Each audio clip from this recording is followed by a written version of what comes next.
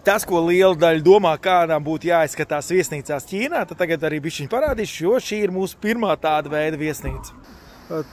Tā gluži nav mūsu viesnīca, bet tāpat tā izskatās, ja skatās uz mūsu viesnīcu. Tas ir šeit. International Hotel, ko es varu pateikt. Un te mēs ejam tālāk, te ir mūsu testa parks. Mēs braucam no Taijuna uz Vuhu ar Chery auto zīmolu. Tigo 9 mums ir, Tigo 7 un kaut kur slēpjas arī Tigo 8. Tā kā tāds mums ir 1400 izbraukums 3 dienu garumā. Bijām ļoti skaistos kalnos, nezinu, nesolu, bet varbūt arī samontēšu to video. Lūk, ir arī Tigo 8 atrada. Arī lauvas mūs sargā. Nu, tāds liels vestibils mūs te sagaida. Un mēs laižam čekoties iekšā. Ejam uz liftu. Baigi lielā zāle, mēs atbraucām uz 2., 3. stāvu. Jāatzīst, ka tomēr mēs bijām nepareizā stāvā un ir 31. stāvs. Ļoti skaists Onyx flīzes mums ir.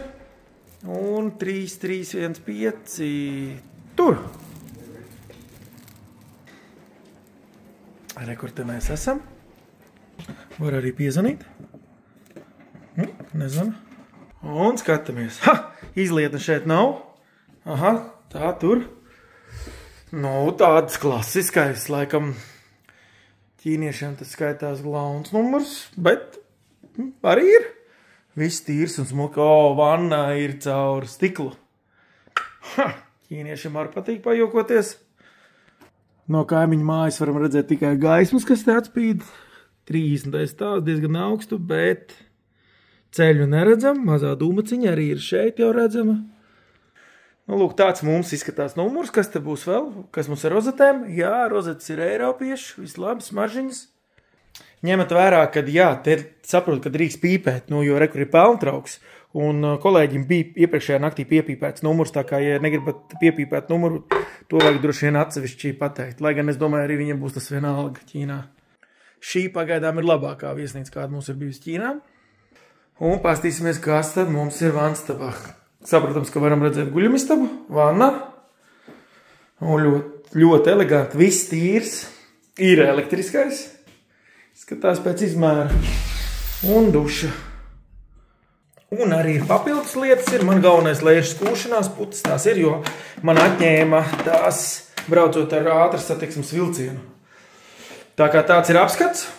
Piesako kanālam. Es lieku privātajā kanālā. Nu tā vienkārši viesnīca ir, lai paliek atmiņā un varbūt kādam noder, kurš brauks te atpūsties. Tā kā piesako un paskaties pārējos viesnīcas apskats. Minibārs tukšs, bet ir gludeklis ar gludināmo. Un liela plaukti. Lieta, kas man patīk Ķīnā, ka te nečakarējās un ūdeņus dos daudz. Šeit ir 4, bet mums bija vienā viesnīcā, kur bija pat 8 ūdeņi. Un te ir mans keramiskais brīnums, ko mēs taisījām vakar. Nu tāds tas izskatās. Jā, ir ozo. Tiešām paši krāsojām un apkarsēja un rekur iznāca šitādā glazūrē. No, pūķis ķīnu valodā. No. Tā kā paldies par piedzīvojumu, par pūķi. Gribu pateikt par to ķīniski ņubī un ši.